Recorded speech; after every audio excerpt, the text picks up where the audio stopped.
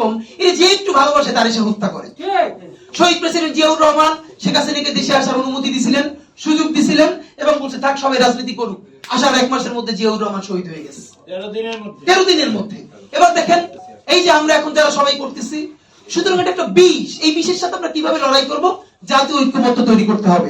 সুতরাং political party এবং সবার প্রতি একটা কথা, প্লিজ আপনারা বিএনপি কে শতভাগ কর্নার করে দিয়েন না।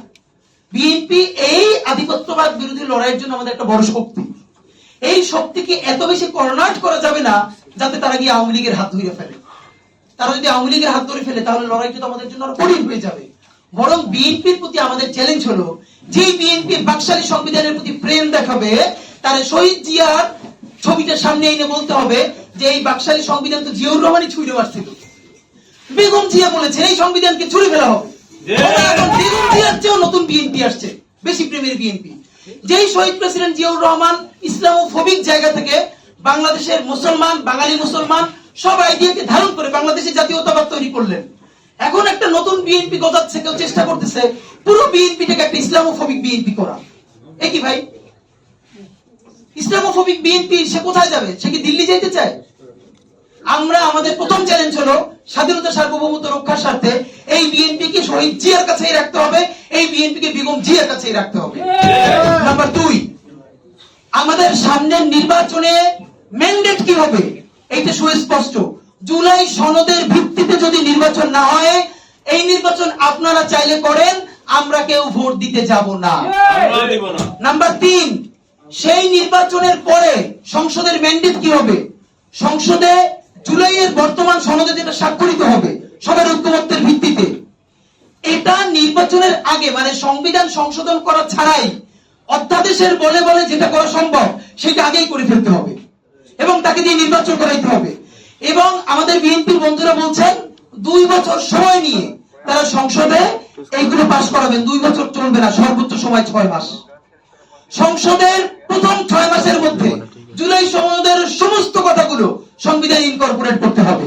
যদি পারেন নতুন সংবিধান করতে হবে, নতুন সংবিধান করতে না পারলে এইটার মধ্যে ইনকর্পোরেট করতে হবে। এবং যে উচ্চ কক্ষের কথা আমরা বলেছি এটা বলে নেই, নিম্ন কক্ষে পিয়ার এর পক্ষে আমরা না, বিভিন্ন কারণে। এটার অনেক ভালো দিক আছে কিন্তু বর্তমানে প্র্যাকটিক্যাল কম। তবে সংসদের উচ্চ কক্ষে অবশ্যই পিয়ার পদ্ধতিতেই নির্বাচিত হইতে হবে। কারণ বর্তমানে যে সংরক্ষিত নারী আসন 50 জন, ঠিক এই হারেই যদি উচ্চ কক্ষে 100 জন চলে যায় তাহলে জনগণের পয়সায় আরো 100 অথর্ব পালার কোনো মাইনে নাই। এখানে আমাদেরকে পিয়ার এর পদ্ধতি দিতে হবে, তবে সেটা উচ্চ কক্ষে। এবং সেইটা সংবিধানের সংসদের প্রথম সেশনেই উচ্চ কক্ষে পিয়ার গঠনের ব্যাপারে সিদ্ধান্ত হতে হবে। এই কথাগুলো আপনাদেরকে বলার কথা ছিল। তা আমরা যেটা চাচ্ছি, জুলাই সনদের ভিত্তিতে নির্বাচন, নতুন সংবিধান, এগুলো নিয়ে আমরা আবার জনতার মধ্যে ফিরে যেতে চাই। আপনাদের কাছে আমরা দ্রুত আমাদের প্রোগ্রাম নিয়ে আসব। আমি আজকে বরং লম্বা সময় এই জন্য কথা বলেছি যে এই ফ্রেমিং গুলো কিভাবে হচ্ছে এটা আমরা অনেকেই বুঝতে পারছি না। সুতরাং এখন একমাত্র আবার যেটা বলেছেন, ভাইয়েরা বলেছেন, রাজনৈতিক ঐক্য গড়তে পারতে হবে। রাজনৈতিক বিভাজনের ফাঁকে একমাত্র সমস্ত সুবিধা নিবে ফ্যাসিবাদ, ফ্যাসিবাদের শক্তি এবং আওয়ামী লীগ। আমরা আমাদের জীবন থাকতে বাংলাদেশের মাটিতে ভারতীয় আধিপত্যবাদ থেকে শুরু করে আর কোন বিদেশি আধিপত্যবাদ, হাসিনা এবং ফ্যাসিবাদকে মেনে নিব না। এবং আমরা যদি শহীদ হয়ে যাই, আমাদের সন্তানেরা লড়বে, তার সন্তানেরা লড়বে। কিয়ামত পর্যন্ত বাংলাদেশ নামক জমিন যতদিন বেঁচে থাকবে ততদিন পর্যন্ত আজাদীর সন্তানেরা লড়াই করবেই করবে। দেশের নাম্বার 1 ট্রেডিং অ্যাপ নিফটি ফার্স্টে পাচ্ছেন ট্রেডিং এর সব সুবিধা, dual exchange access, company analysis, portfolio তৈরি করা সহ আরও অনেক ইউনিক ফিচারের সাথে ট্রেড করতে ডাউনলোড করুন এক্ষুনি।